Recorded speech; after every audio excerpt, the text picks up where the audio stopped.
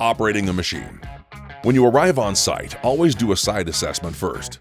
Look around for any conditions or obstructions that could hinder tilling or make operating the machine unsafe for anyone.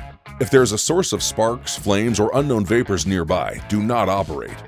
When your assessment is complete, start up the machine. Drive the tiller to the desired location. To move forward, push the wheel drive lever to the right. To go backwards, push it to the left. The driving speed is variable, and the farther from the center position the lever is moved, the faster the tiller drives.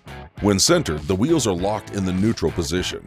Always keep the tine drive lever set to off when moving from place to place. Avoid drop-offs, embankments, and slopes while driving. The tiller can be driven at a maximum slope of 20 degrees. However, if the machine is driven or parked on a slope of greater than 20 degrees, it will shut down automatically. Note that driving on any incline increases the danger of the tiller losing traction or rolling over, especially if the surface is wet. If you lose control, get out of the way immediately to avoid personal injury. Drive especially slow on all inclines and only make gradual turns. When you get to the tilling location, come to a complete stop.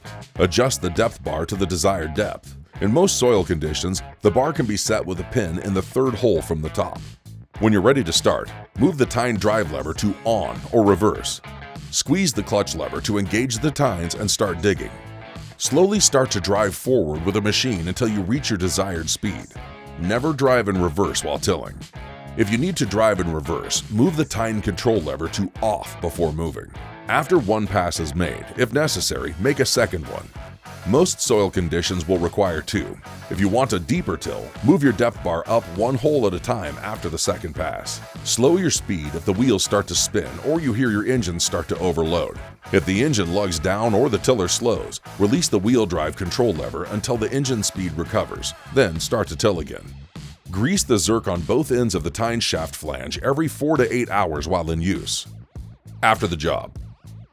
Once tilling is complete, move the tiller to level ground and park. Never park on a slope. Turn off the ignition switch. Close the fuel shutoff valve. If you don't, fuel could leak into the cylinder and crankcase. Damage from this is not covered under warranty.